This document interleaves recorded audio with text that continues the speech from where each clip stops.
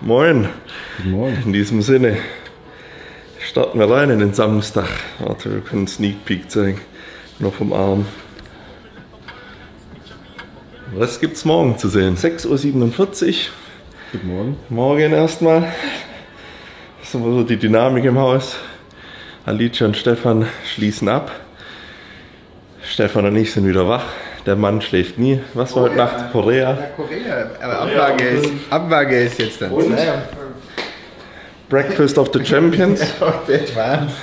Advanced, weil wir haben mit einer Abonnentin geschrieben, liebe Grüße, wenn du das siehst. Wenn der Stefan schon Kindersachen isst, dann muss er sich in Italien die holen, die es nur in Italien gibt. Das ist unter anderem dieser. Aber das ist ein gutes Stichwort für deinen heutigen Ladetag. Wird bei dir wahrscheinlich nicht zum Einsatz kommen. Nee, braucht man nicht. Ich bin eh kein Fan von so Shitloading, Stefan auch nicht. Wir machen jetzt hier Posing Rounds. Ich mache jetzt gleich nochmal eine Runde und dann wird Stefan den Plan anpassen. Also ich weiß noch gar nicht, was kommt. Aber ich muss sagen, die Farbe ist schon gut wieder. Ich dusche jetzt gleich nochmal ab dann vom Frühstück. Nee, angenehm. Das ist wie eine zweite, also wie meine Haut. Die andere Farbe, die juckt immer so.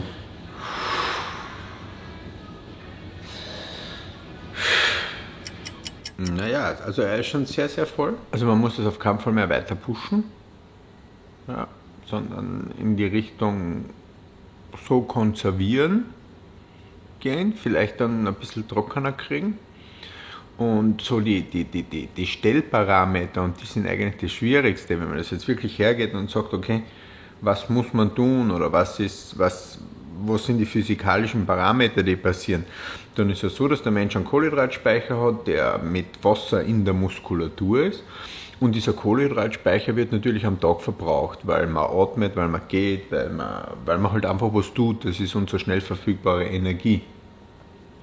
Das heißt, man muss eigentlich einschätzen können, wie aktiv ist der Athlet, ich sage immer, oder keine Ahnung, vielleicht sagt man das in Deutschland auch, wie wibbelig ist der Athlet, also wie...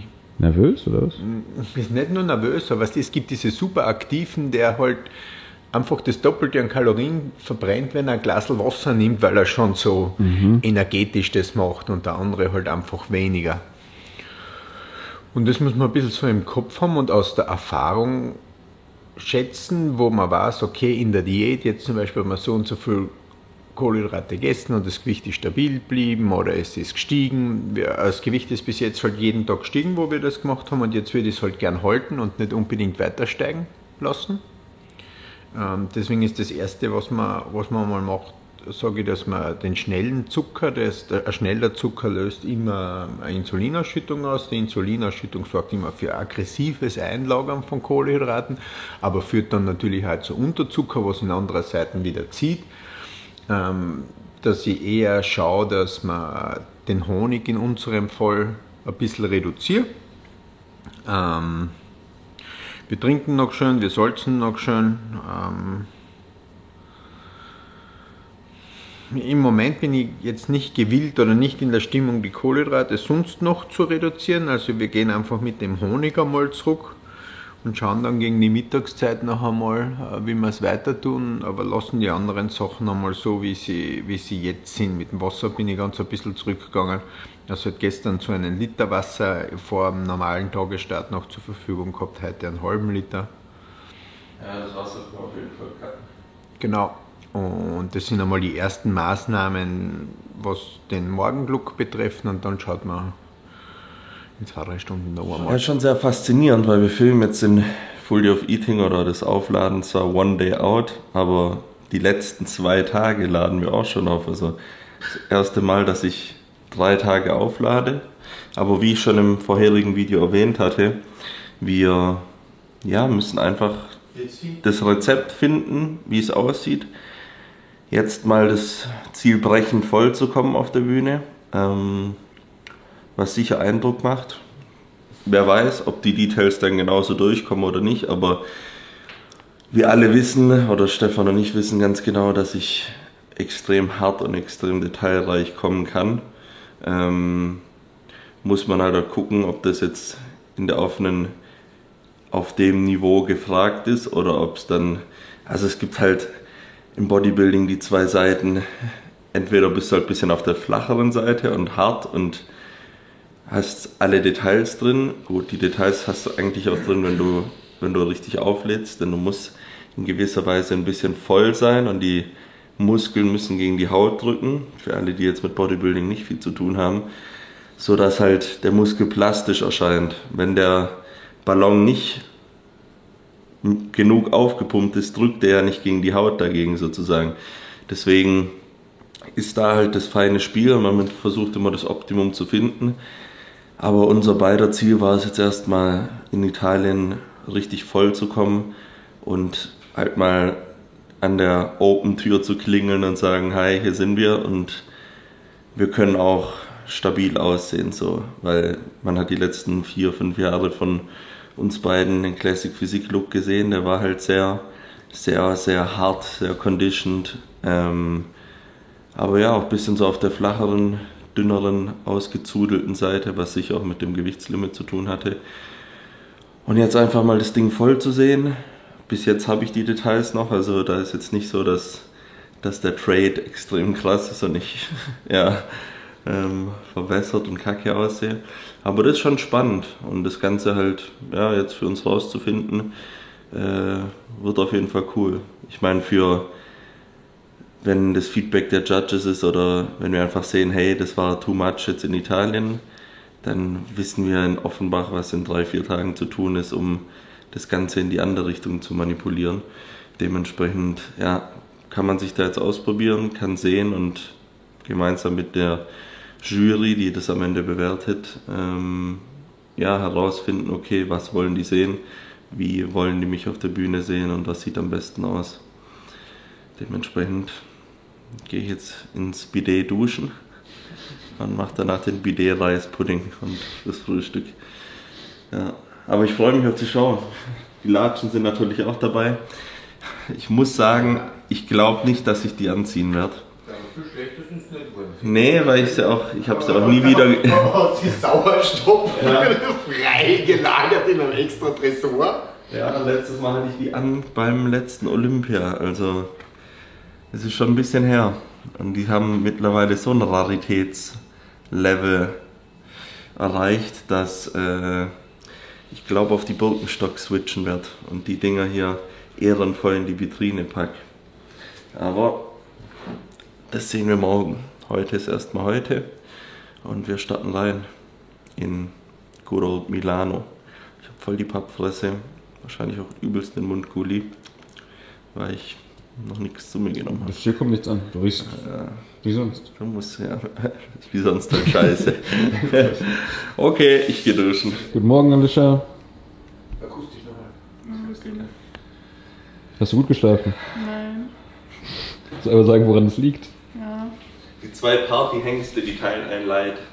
Die wohnen auf der Südseite des Gebäudes. Auf der Südseite haben die beiden festgestellt, dass nachts um 3 in Italien der Müll oder der Glascontainer geleert wird. Das ist nicht mal das Schlimme. Was da? Wir wohnen über der Peking-Ente und der Tanzbar.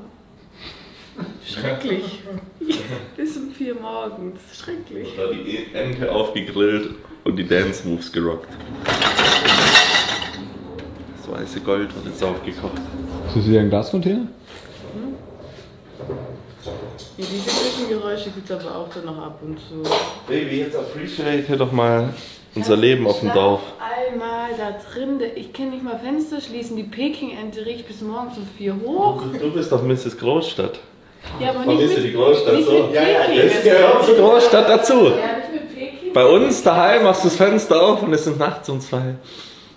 Ruhe. Mal kommt ein Mu. Das ist echt zu wild hier. Apropos Mu. Was Sie eigentlich jemals bei Ihren Beste? Alter! Was Sie jemals mit spazieren bei den Kühen? Ja, zweimal. Einmal fast und einmal gar nicht. Ich schlafe hier wie eine Eins, muss ich sagen. Ich habe mir gestern Nacht, ich hatte so ganz komische Träume. Ich habe gestern Nacht einfach gedacht, ich schlafe hier so gut, ich werde das Ding hier einfach als Zweitwohnsitz mieten, also Traum, und werde hier nur zum Schlafen herkommen. Überleg mal, was geht manchmal im Kopf vor in der Nacht. Stefan, kannst du bitte mal dein Starterpaket für den Morgen zeigen? Nein, man muss schon alle 3 Sachen. Ich könnte auch noch meine Bluthochdruck-Tabletten holen, damit ihr das voll habt. Travis Scotty, Riso Scotty, wird mich auf jeden Fall voll machen. Du musst halt nochmal Reis holen gehen. Du isst bitte den integrale Reis. Der muss mir doch für morgen rein. Ist das Vollkorn oder was? Ja. Vollkorn ist nichts für mich jetzt. Aber guckt euch den Anblick an. Jetzt haben wir Thumbnail auch schon. Thumbnail 2014 Style. Der Sack ist schon fast leer, also für alle Athleten könnt ihr euch ungefähr merken, ein Sack pro Wettkampf. Apropos Sack, nee, das kann man auf YouTube nicht raushauen. Ich sag mal so, beim Tanning ist uns ein kleines Missgeschick. Ja, das war ein Versuch. Wie? Was? Bewusster. Das war meine Strategie. Ich will sehen, ob sich die Sackhaut dunkler färbt und die Farbe anders aufnimmt. Quasi ob das Ellbogenphänomen Ich bin jetzt Halfcast, sagen wir so. am Hoden auch passiert. Das weiße Gold kocht, das andere weiße Gold zieht hier durch. Wir machen es jetzt mit einer 3-fachen Menge Wasser immer, dass das kalkuliert ist. Und als allererstes gibt es natürlich, um die Verdauung vorzubereiten, 10 Gramm Glutamin. Glutamin hat extrem gute Eigenschaften für den Magen-Darm, für die verbesserte Kohlenhydrataufnahme. Also würde ich euch auf jeden Fall empfehlen, 2 bis 3 Mal am Tag 10 Gramm, dann seid ihr da gut am Start. Und Kreatinsticks haben wir auch dabei. Davon kommt einer rein, denn Kreatin zieht jetzt nicht Wasser irgendwie unter der Haut oder so, sondern nur intramuskulär. Und deswegen, wenn ihr auch einen pralleren Look haben wollt, gerade für alle Naturalathleten, die da was suchen, was wirklich hilft und nachgewiesenermaßen euch stärker macht und einen pralleren, volleren Look kreiert, dann solltet ihr auf jeden Fall 5 Gramm Kreatin am Tag nehmen. Ich habe schon alles probiert, 10 Gramm, 20 Gramm, mit 5 Gramm fahrt ihr gut. Ihr könnt auch äquivalent 50 Gramm Daily nehmen, dann habt ihr ein bisschen mehr als 5 Gramm Sonderzuschlag.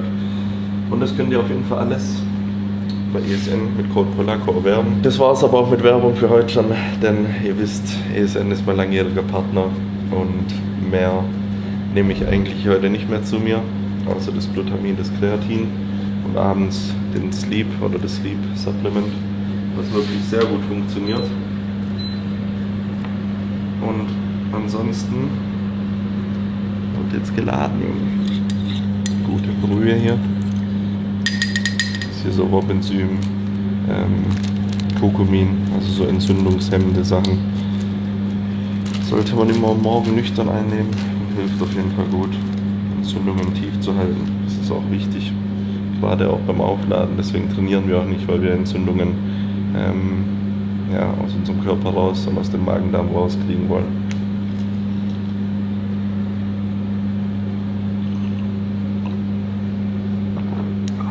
Schluck Wasser am Morgen, sag's dir. Und heute am 3. Ladetag, das wird dann auch immer so der Moment sein, wo ich eigentlich keinen Bock mehr habe aufs Essen und eigentlich mehr trinken will, aber das ist dann immer ein gutes Signal.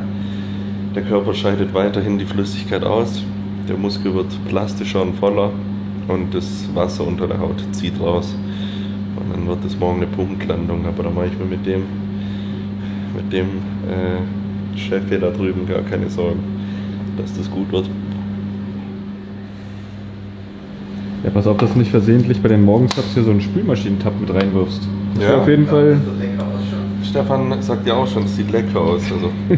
In welcher Welt sieht das lecker aus, Mann? Limonenkirsche. Limonenkirsche. Guck dir mal das Bananenlager hier lieber an. Das hat sich schon auf jeden Fall verringert. Meine Mutter hat ja immer gesagt, Mama, liebe Grüße, ich liebe dich. Die hat ja aber immer gesagt, das unten von der Banane, das darf man nicht essen, weil es gibt ja die Bananenspinnen. Und ich dachte, die verstecken sich dann da drin. Und ich habe so eine Phobie aus meiner Kindheit, das wirst du sehen, egal welche Banane du im Müll anguckst, wenn ich die gegessen habe, fehlt das Stück hier unten. dass das bleibt. Einen Zimtteppich gibt es da drüber und eine angepasste Menge Honig. Gestern waren es noch 30 Gramm, jetzt sind es 10 Gramm, habe ich im Plan gesehen. So Fette haben wir in dem ersten Mehl noch nicht drin. Warum, Stefan? Ja, weil verdauen schön schnell. Ja. Und wenn man merkt, dass der Blutzucker droppt, kann man dann gleich das zweite nachschieben, wenn man möchte. Was sagst du generell so zu der Aufladethematik? Viele halten ja nichts davon, andere schwören drauf. Es ist aber auch so eine Sache, wie gestresst bist du und wie viel verbrennst du. Und die zweite Sache ist, jedes Gramm Kohlenhydrate nimmt ein bisschen über 2 Gramm Wasser mit in die Zelle. Das heißt, ich kann Kohlenhydrate wirklich dazu verwenden und das merkten auch die meisten Athleten, wenn sie laden, um trockener zu werden, weil natürlich die Kohlenhydrateinlagerung auch mit dem Wasser, das da irgendwo unnötig herumliegt, funktioniert und das reinzieht. Das ist ja immer so der erste Tag, wo ich sage, wo das Gewicht oft ein bisschen droppt, wo es so nach reinzieht, wo du mal nicht voller wirst, sondern nur härter wirst. Das Schwierige oder was halt wesentlich ist, ist es immer diesen Punkt zu finden. Was ist genug? Was braucht man? Wie viel braucht man, um das zu halten? Und das ist, wie vorher schon erwähnt, halt Abnehmen von Aktivitätsniveau, Muskelmasse und all diesen Faktoren. Wie können die Leute, die jetzt kein Bodybuilding oder jetzt neu auf dem Kanal sind und jetzt nicht so Wettkampf-Bodybuilding verfolgen bisher,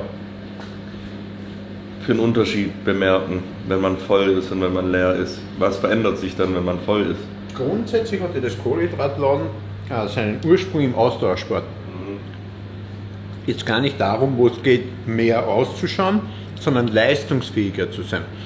Mein erster so ausgeführter Sport war Radsport. Und da hat man lustigerweise das gleiche gemacht wie im Bodybuilding. Man hat vorher entladen, um den Körper darauf vorzubereiten und hat dann die letzten 2 Tage vor dem Radlrennen richtig reingeschaufelt und am Abend vor dem Rennen noch einen großen Teller Spaghetti, um die gesamte Muskulatur mit Kohlenhydrate voll zu haben, weil es ja mal noch, ATP ist natürlich schneller, aber dann kommt halt Kohlenhydrate als erster Energielieferant, dauert allerdings nur 30 Minuten, dann ist der auch schon wieder leer.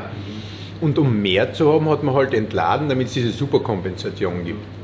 Das heißt, Kohlenhydrate, wenn man voll ist und nicht leer, merkt man immer ein besseres Energieniveau auf eine gewisse Zeit. Ich glaube, so als normaler Mensch, dass man sich praller und voller fühlt, wird man weniger merken vielleicht als dieses gesteigerte Energielevel. Ja. Das stimmt. Das kann man ja einen Selbstversuch machen, wenn man 3 Tage mal keine Kohlenhydrate isst. Wird man sich schon schlapp und durchfühlen. Wenn man dann aber mal Kohlenhydrate hochfährt, hilft es schon sehr. Das sind ja auch diese Refeed-Tage, die man in der Diät macht, um halt eben das Energielevel wieder zurückzuholen, den Körper leistungsfähiger zu machen, die Performance aufrechtzuerhalten.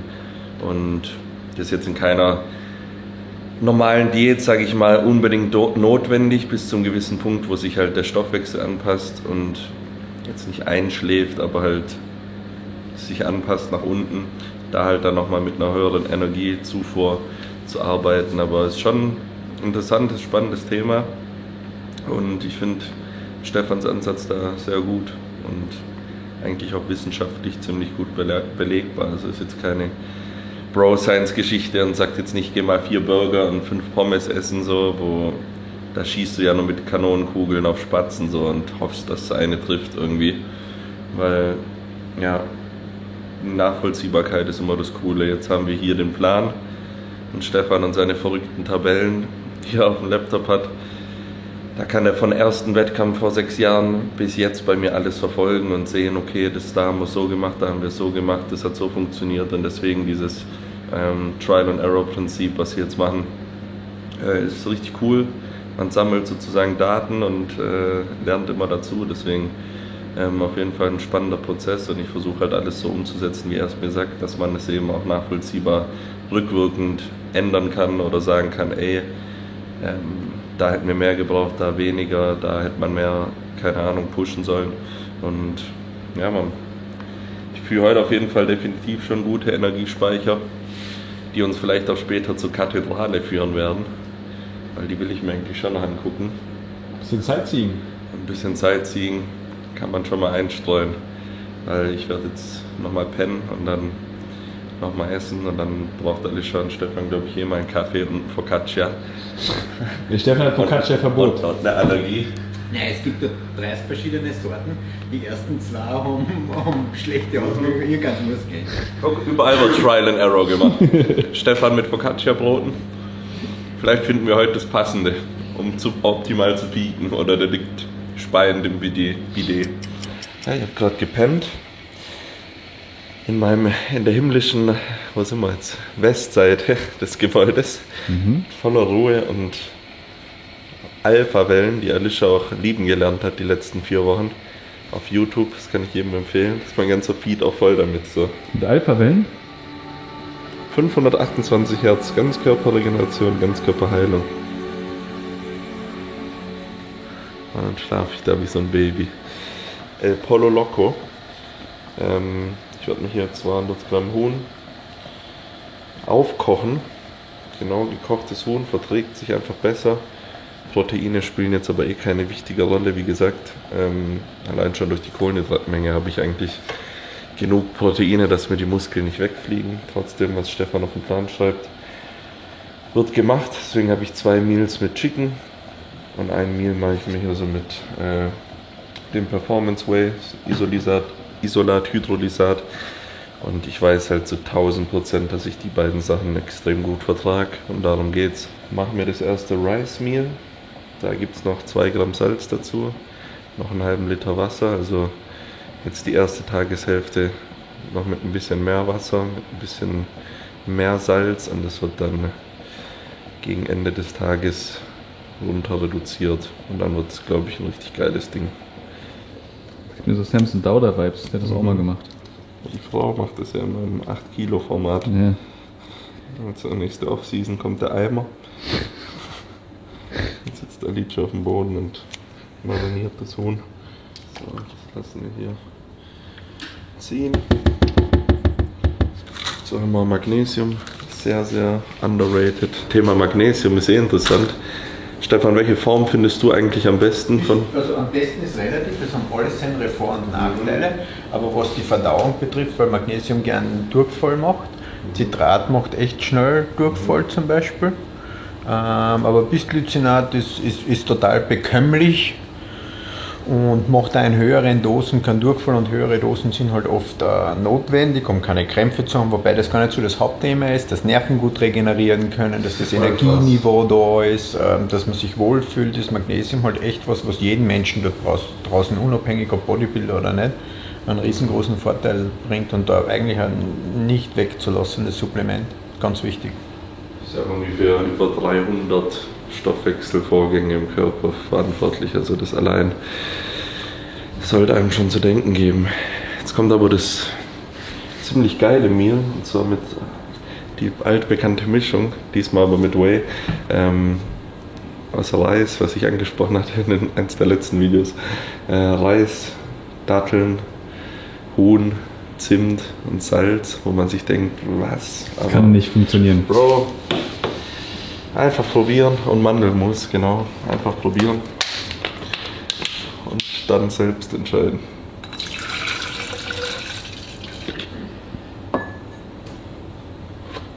Die meisten denken ja, der Wesley hat das bekannt gemacht mit seinem Whey Trip. Aber bei unseren Videos mal zurückspult, das wiege ich da noch nicht ab. Das ist ja die Gesamtmenge, die zählt. Ich mache das hier nach Augenmaß.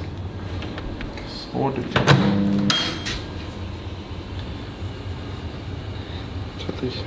ein Fass in 2 Tagen. Die Dinger sind Game Changer. Das ist genau 1 Gramm. Natürlich bin ich nur durch Alicia drauf gekommen, weil ohne der hätte ich das noch abgewogen wie ein Idiot.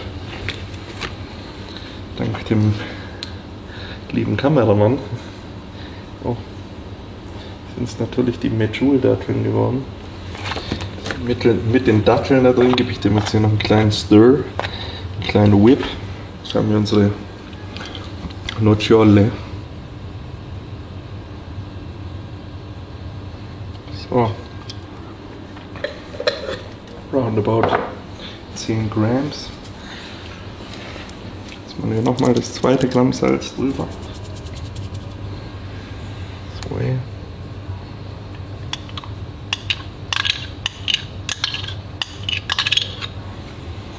dieses Prachtstück zu verenden. So, das Huhn hast du jetzt 3-mal gekocht. Bro, ich könnte ja sagen, ich habe es vergessen, aber war alles eingeplant.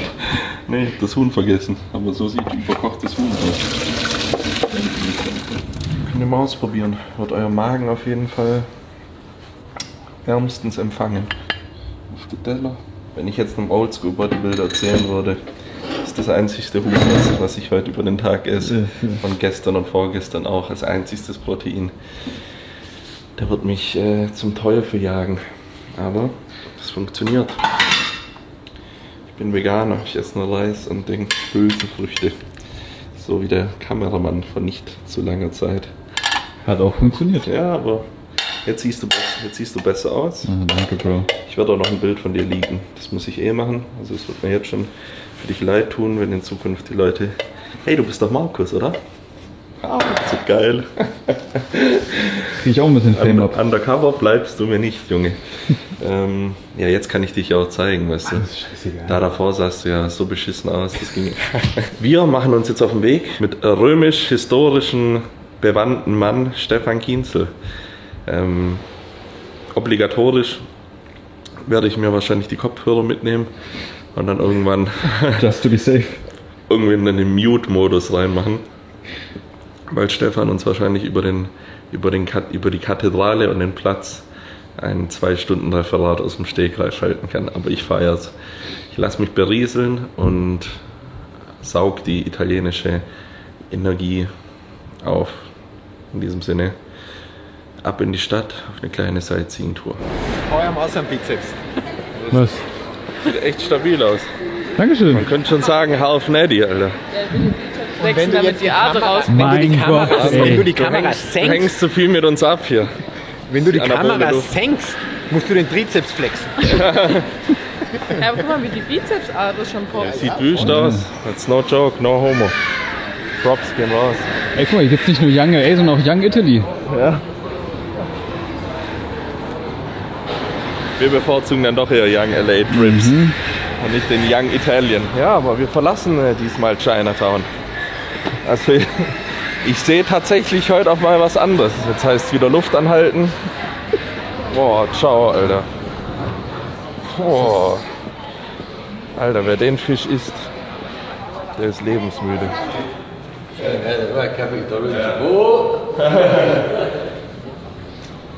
Hä? Was ich tatsächlich irgendwie gut kann, da habe ich eine Gabe für. Menschen, die ich nicht verstehe, mit denen aber trotzdem zu kommunizieren. Weißt du, was ich meine? Weil ich weiß nicht, was er gesagt hat, aber er hat gerade selbst gesagt, das ist dein Videograf oder der macht Videos oder Fotos. Und ich so, ja genau. Und der so, nice. So. Ich mach das funktioniert bei mir irgendwie, keine Ahnung warum. Du kannst doch mal die Fähigkeit bei den Asiaten hier anwenden beim Fischmarkt. Ja.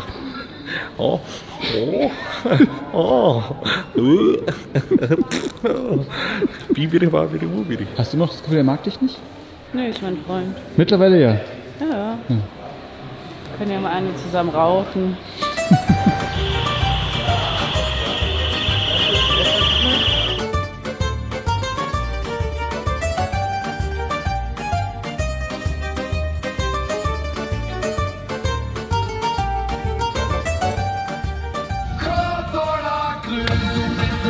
Servus Leute, herzlich willkommen zum SWR3 Fernsehgarten.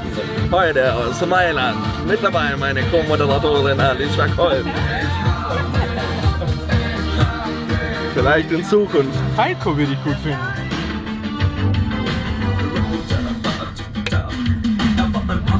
Another parking. This is not possible parking. Why? Why? Because two parking, no one. Yeah, but he's also... Important, one plane, no two.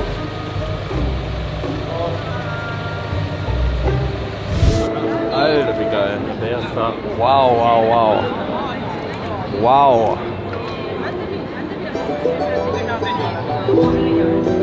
Alter, das beeindruckt mich gerade hart. Der Kölner Dom ist ja schon krass, aber so in dem Weiß. finde den Kölner schon geiler, muss ich ehrlich sagen. Ich sage jetzt selten was Positives, aber der Guck Kölner... mal, wie detailreich das Ding ist. Aber der Kölner ist halt so fett groß, da stehst du davor und denkst, Alter, what the fuck.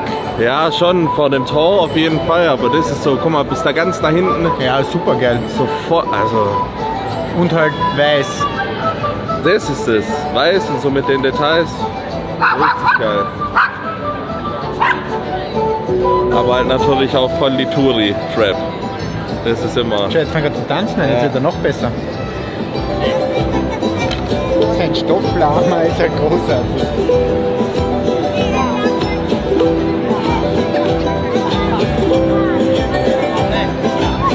Hey, hey, hey, hey.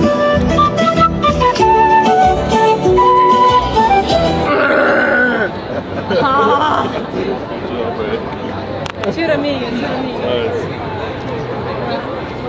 YouTube.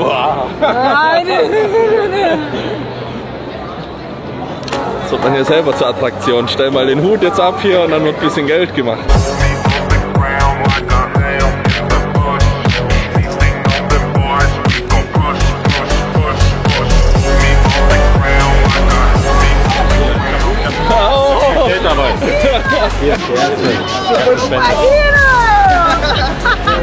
Not as great as you. Very good start.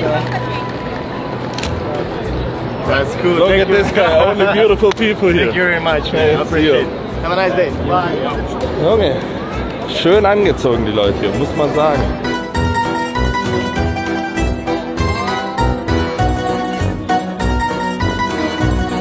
Ich bin nervös, die Jacken sind jetzt online gegangen. Normalerweise sitzen Alicia nicht immer im Bett bei solchen Drops und ja, sind dann am Handy und verfolgen das Ganze. Die Deutschlandjacken sind jetzt gedroppt, die sind jetzt online.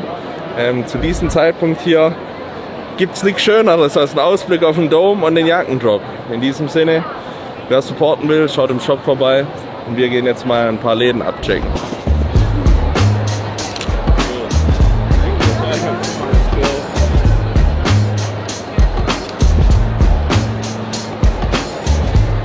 Wie Macrons, willst du eins? Nee. Zur Feier des Tages. Online. Let's go, es ist online. Deswegen mal dicke Props auch an Alicia, die arbeitet ja nichts, gell? Die wuppt hier Ich den wurde ganzen- gerade entführt, ihr habt es gar nicht mitbekommen. Hä? Ja, der kam so ein Typ und hat gefragt, ob ich ein Familienbild von dem machen kann. Ich so, ja, da hat er nur mich hingestellt und macht so Bilder von mir und wollte dann Geld. Scheiße, Ich hab mich einfach der soll mir mein verloren. Geld wieder zurückgeben. Ich wollte dich hier entführen lassen. Schon aus Rom. Wir haben dann noch so gequatscht von so Leben. Schon aus Rom. Und Kriegt dann gleich gibt einer er mir aufs so Dach. Essen in die Hand und dann fliegt die Taube auf mich und ich fand es so widerlich gerade.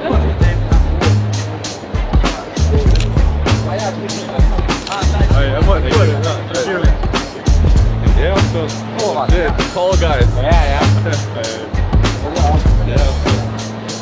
Let's go. Ja, what the fuck ist denn das für eine Schlange? Ja, Ferrari Store. Niki Lauda, 50 Jahre Weltmeisterjubiläum. Hast du nicht irgendeinen Bonus, dass wir uns vordrängeln können, Chef? Bei Ferrari leider nicht. Um die Blutfettwerte auf ein neues Maximum zu pushen, eine frittierte Calzone. Ja. Schatzi, Focaccia oder so? Du auch nicht? Ja, die Focaccias sehen schon geil aus. Ich muss sagen, das habe ich mit Alicia mal in Rom gegessen. War schon verdammt gut. Mit so Trüffelmayo unten drin, so einem geilen, frischen Ham oder wie sagt man, Schinken. Und ja, dann geilen Beilagen drauf. Hast du noch gar nicht probiert, gell, du Banause? Ja, ich weiß, aber musst du. Bei sowas bin ich immer ein Ja, Fan. Ich bin immer Fan von so. Eine frittierte Calzone. For Champions. Wie viele Kalorien hat so ein Ding? Ich will es nicht wissen. Da gibt es ja diese Homer Simpson-Regel. Du darfst es nur essen, wenn das Papier durchsichtig wird. Insgesamt kommt eine frittierte Calzone also oft auf 1200 bis 1800 Kalorien. Eine besonders große oder sehr fettige Variante sogar über 2000 Kalorien. Besonders groß ist nicht immer sehr fettig, ja. Die sind, sag mal 1,5. Das ist eine gute Ergänzung zu den Kinderriegeln von heute Morgen. Hippo. Too small, hä? Ah. Ragazzi.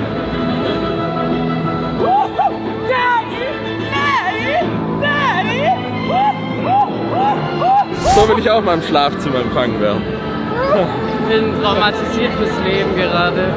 Siehst du nicht, die haben diese Mokka-Kannen erfunden. Und da gibt's Bialetti? so... Ja! Und das fasziniert dich. Ich finde, dass die haben die urschönen Geschirrsachen und so. Willst du dir eine mitnehmen? Habe ich schon, das letzte Mal, wie ich da war. Wir sind in der Starbucks Reserve Roastery, so Mittelpunkt der Erde aller Starbucks-Liebhaber. Im Himmel des Starbucks-Liebhaber. Ja gut, ich sag mal so, die Karte wird gezückt, die Frau wird glücklich gemacht und hier wird, glaube ich, auch ein Espresso Martini gezündet. Für dich? Nee, für Alice und Stefan. Und für dich. Nein, Mann. Und die haben ja auch ganz krasse Backwaren, also ja. Wir gönnen dem Team auf jeden Fall. Stefan redet wieder über Calzone, weil die 2000 Kalorien nicht gereicht haben. Aber ja, wir trinken hier noch ein Käffchen und dann machen wir uns auf den Heimweg. Sehr geil. Oha.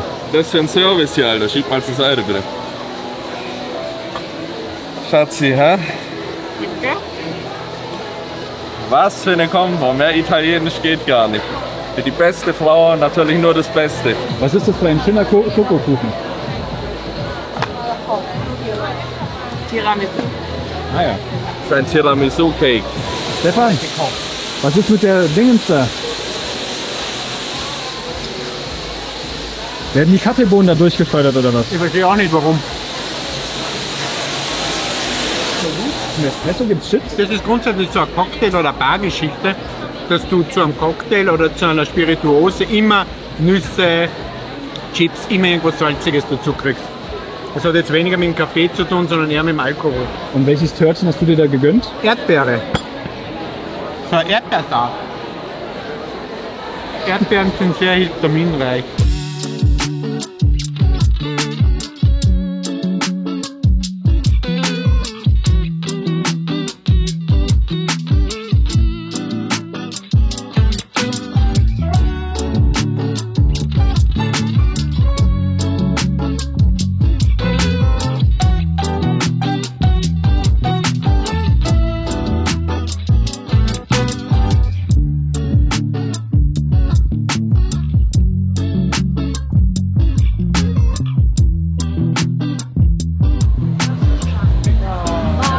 Das Starbucks-Team da.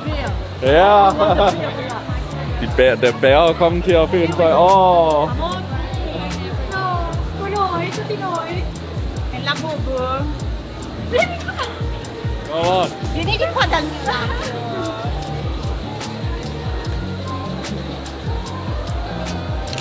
Beautiful. Thank you. Thank you. Oh, that's cool. Yes, of course. Here, can I? All right. Thanks, man. Oh, thank you.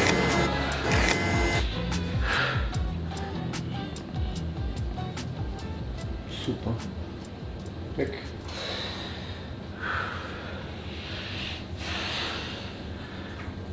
Fokus auf Hands. Ja, genau, jetzt hast sie, jetzt hast sie, jetzt hast sie. Voll, ja. Beim Frontal schaut das voll auf Zucker. Beim Latzspread ist immer perfekt, aber bei der Front, beim seitlichen, weißt du, bist oft nicht ganz tight. Ja, stimmt. Random Pictures bei 3 dann auf Bett, und bla bla bla bla bla. Schau, so schaut es hinten aus. The Holy Trinity of Carving Up. Wasser, weißes Gold, aka Weiß, und Salz. Die 3 Faktoren gilt es beim Aufladen zu beachten, denn mit denen wird man voller und mit den Variablen kann man spielen. Genug vom wissenschaftlichen Ausblick, was Carbs angeht, und mehr zur Realität, für die ich zuständig bin, Stefan fürs Erklären. Wir waren jetzt bei der Kathedrale, es war mega schön.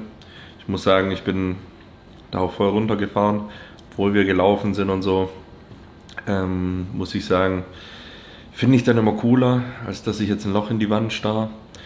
Danach haben wir noch gepostet eine Runde, gab es einen Reispudding, der sah so aus, mit viel Fantasie könnt ihr euch da jetzt Reispudding mit Banane vorstellen. Dann habe ich mich tatsächlich abgelegt, habe jetzt eine gute Stunde nochmal geschlafen. Das ist brutal, wie gut ich hier schlafe, also wirklich crazy. Jetzt gibt es nochmal ein Meal, das zweite Reismeal sozusagen von 3. Man sieht noch ein Slice vom Kuchen ist im Topf. Und ja, der wird sich jetzt gegönnt. Dann sollte Alice und Stefan, die sind gerade beim Formcheck mit Sergio. Stefan hat ja nicht nur mich als Athlet, sondern auch die anderen. Dementsprechend guckt er da auch noch drüber. Und dann wird noch eine Farbschicht gemacht. Und dann wird der Tag ausgeleitet. Ganz entspannt, wie die letzten Tage auch. Ich gehe immer um 21 Uhr pennen. Also die Tag-Nacht-Routine wird sozusagen eingehalten. Und morgen ist dann Showday. Also morgen wird ganz entspannt der Start in den Tag. Natürlich auch mit Posing, mit gegebenenfalls Anpassung. Ich werde versuchen, den Tag über auf jeden Fall hier zu chillen, Filme zu gucken, je nachdem, was ich so Bock habe. Ist tatsächlich auch ganz jungfräulich mein erstes Mal, dass ich eine Show am Abend habe. Also, dass es abends losgeht. Normal habe ich immer um 8, 9, 10, 11 die Vorwahl. Aber jetzt bei den dicken Jungs, beziehungsweise hier in Italien bei dem Wettkampf, geht alles sozusagen. Es gibt nur eine Show, Pre-Judging und Final ist sozusagen komprimiert. Es startet um 17 Uhr, also bin ich so erst um 18.30 Uhr, 19 Uhr auf der Bühne. Und dementsprechend, muss ich den Tag über einfach gucken, dass man die Fülle hält, entspannt und easy unterwegs ist. Aber mit der Crew mache ich mir da keine Gedanken. Ich werde aber nicht zur Kathedrale rennen morgen, das steht fest. Sondern posen, chillen. Und dann wird es schon. Jetzt habe ich aber echt Bock, muss ich sagen, mir den ganzen Shaker hier voll zu machen, ganz schön runter zu saufen. Heute so 3 Liter zu trinken und normalerweise trinke ich 7, 7,5. An einem Beintag auch mal 8 oder 9. Das ist normal bei mir. Ich wiege auch viel und schwitze auch viel. Wenn man das Wasser so reduziert, spürt man dann schon. Aber es wird auch schön crispy. Gleicher Ort, anderer Zeitpunkt, gleiches Meal. Das letzte Reismeal. Aber du bist doch diesmal nicht alleine. Genau. Der Coach ist wieder zurück. Wir haben uns ganz kurz die Form angeschaut, wie ich zurückgekommen bin. Besser in Form, tighter, konturierter, also genau das, was wir zu dem Zeitpunkt sehen wollen. Also alles in die richtige Richtung. Ist es das Endpaket? Nein, aber am guten Weg dorthin. Würdest du sagen, die 2 Meals sind heute noch perfekt? Oder würdest du sagen... Schauen wir jetzt noch Beine an. Ja. Aber ich glaube, dass das ganz gut passen wird. Was es ist ja immer schwierig, das ist diese Diskussion, habe ich gerade vorher mit dem Sergio gehabt. Wenn man glaubt, man kann Fülle unmittelbar beurteilen und die richtigen Entscheidungen treffen, dann ist das schwierig. Das, was der Urs jetzt ist, sagen wir in 4, 5 Stunden. Ja. Das heißt, man muss ein bisschen auf die Erfahrung vertrauen. Was Sachen, die man sofort sieht, sind Salz- oder Wasseränderungen, aber Essensänderungen haben immer einen Nachlauf. Ja? So, manche Coaches oder manche Leute versuchen immer punktuell die Entscheidung zu treffen und zu sagen, okay, du bist zu wenig voll und jetzt machen wir das und das und das, ohne abzuwarten, was die Verdauung tut oder wie das weitergeht. Der Schuss kann dann oft nach hinten losgehen. Wenn man das quasi ohne Track Record bzw. ohne Nachvollziehbarkeit macht. Mit Flüssigkeit und Salz geht es sehr wohl. Das Einzige, wo so On-Point-Entscheidungen immer wichtig sind, das war bei mir heute in der Nacht auch so, ist, wenn man in ein Gewichtslimit muss, was man jetzt im Moment nicht mehr machen muss, weil das Gewicht in dem Moment ist das Gewicht in dem Moment. Und wenn man jetzt was isst, dann hat man mehr Gewicht und wenn man nichts isst, hat man weniger Gewicht, sprich da spielt das dann eine Rolle. Aber wenn es um Fülle geht oder so, ist oft Geduld angebracht und Geduld wichtig, um keine voreiligen Entscheidungen zu treffen. Und vom Gefühl her auch, also ich schaue mir da immer, das Tolle jetzt ist, man hat mehr Tage. Ja. Und ich sehe ja am Abend auf den nächsten Tag, wie sehr hat er sich mit diesen Mahlzeiten verändert und was tut er mit diesen Mahlzeiten. Und davon kannst du quasi vorhersagen, was passiert jetzt weiter. Natürlich hat man dann immer wieder Probleme, wenn es Verdauungsprobleme gibt, es nicht so schnell verdaut wird oder so, dann kann es in ein Problem kommen und man muss reagieren. Aber sonst muss man eher immer ein bisschen in die Vergangenheit schauen, um die richtigen Entscheidungen zu treffen, als akut jetzt immer zu schauen, weil das natürlich einfach länger dauert, bis der Körper die Nährstoffe aufnimmt und dann auch in die Muskulatur Das Coole trägt. ist ja, sorry, dass ich unterbreche, aber falls ich jetzt morgen früh komplett überladen wäre, das Schöne ist, wir haben ja bis zum Abend sozusagen noch Zeit. Also, sage ich mal, im Worst-Case-Szenario könnte man einfach den ganzen Tag nichts essen morgen so. Natürlich ist es nicht optimal, aber ist, glaube ich, auch so ein kleiner Vorteil einer späteren Show, oder? Auf alle Fälle. Also du musst nicht aufwachen und on point sein, so dass es direkt auf die Bühne geht, sondern du hast noch den Tag Zeit, um ein bisschen zu spielen. Apropos Spielen. Ich mache jetzt die Farbschicht. Meint ihr, das ist so gut vor dem offenen Fenster? Klar, Alter, wir präsentieren ein weiteres Kunstwerk Jeder hat schon alles. den Italienern, Chinesen. Check jetzt mittlerweile, wie die Farbe funktioniert. Ja? Die nimmt jeden Tag schon, die Haut nimmt mehr auf, weißt du, wie ich meine?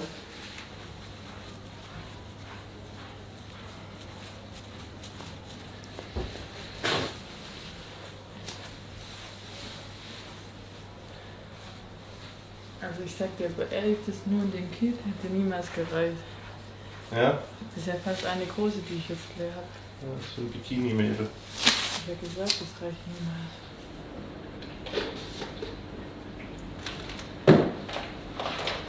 Selber Ort, selbes Meal, nee, fast selbes Meal und fast gleiche Hautfarbe.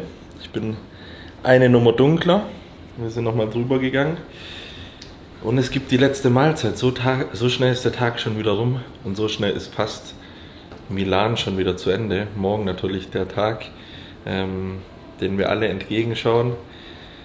Ja, morgen Abend geht's auf die Bühne. So richtig cool. Ich bin schon so auf morgens vorbereitet, aber ich glaube, es wird auch ganz gediegen, mal so entspannt in den Tag zu starten. Nicht gleich so, ey, jetzt Action, sondern auch den Tag über zu chillen und dann auf jeden Fall on stage zu steppen. Jetzt gibt es hier nochmal, dass wir auch den Bezug haben. Letztes Meal, Buchweizen. Ein Buchweizen Rich, oder wie sagt man dazu? Eine Mischung aus Buchweizen und Reisflocken. Buchweizen einfach für die Ballaststoffe nochmal, dass das Bidet auch ordentlich auseinandergenommen werden kann morgen früh. Ist wichtig, darüber zu sprechen. Du gehst doch nicht wirklich da rein, Mann. Nee, Digga. Ich wurde eines Besseren belehrt. Dank euch, dank der Community da draußen. Wir haben ein bisschen mehr Mandelmus, 30 Gramm. Wir haben ein paar Datteln, ein bisschen Banane und noch einen kleinen Whey Drip. So sieht das Ganze aus. Und meine Trinkmenge habe ich gerade schon vernichtet, zusammen mit dem Sleep. Nochmal Glutamin, Flohsamenschalen. Und ja, damit werde ich auf jeden Fall pennen wie ein Stein. Ich schlafe da auf der Westseite im Westflügel ultra gut. Hoffen wir, die leeren heute nicht im Innenhof den Glascontainer, aber Daumen sind gedrückt. Wir haben es bisher jeden Tag gemacht. Obwohl heute ist Samstag. Heute ist Samstag, der Siesta, oder wie sagt man in Italien? Wie auch immer. Ich kenne nur Ragazzi. Ja, hey, ciao ragazzi. In diesem Sinne, Ragazzos und Ragazzis, Bello und Bellissimas. Wir sind raus für heute. Es gibt nicht mehr viel zu sagen. Das Melatonin kickt jetzt gleich. Das Meal zündet dann noch vollkommen rein. Und dann legt der Bär sich nächtigen. Und wir sehen uns morgen zum Showday wieder. Deswegen schaltet ein, abonniert das Ganze, nicht vergessen, supportet. Und dann seht ihr den Trödeltrupp am nächsten Abenteuer schon wieder. Ich freue mich auf morgen, muss ich sagen. Ich bedanke mich nochmal bei euch für die ganze Unterstützung, für die Nachrichten, die mich erreichen. Das ist unfassbar, ja, was für ein Zustand das angenommen hat. So, und wir mussten echt teilweise die Leute, die nicht Bodybuilding machen, abholen ins Bodybuilding-Geschehen, was auch mein Herz so erfüllt, weil klar, ich mache das als Profi und Leistungssport, aber im Grunde genommen ist Fitnesssport ein Gesundheitssport, der jedem gut tut. Jeder Profisport ist ungesund, brauchen wir gar nicht drüber reden. Aber was für seinen Körper zu tun, sich gesund zu ernähren, mal zu überdenken, hey, was esse ich eigentlich, wie trainiere ich, wie oft bewege ich mich, das ist eine coole Message, die ich immer versuche zu vermitteln und umso erfreulicher ist es dann, wenn das natürlich auch klappt und bei euch da draußen ja, was im Leben verändern kann.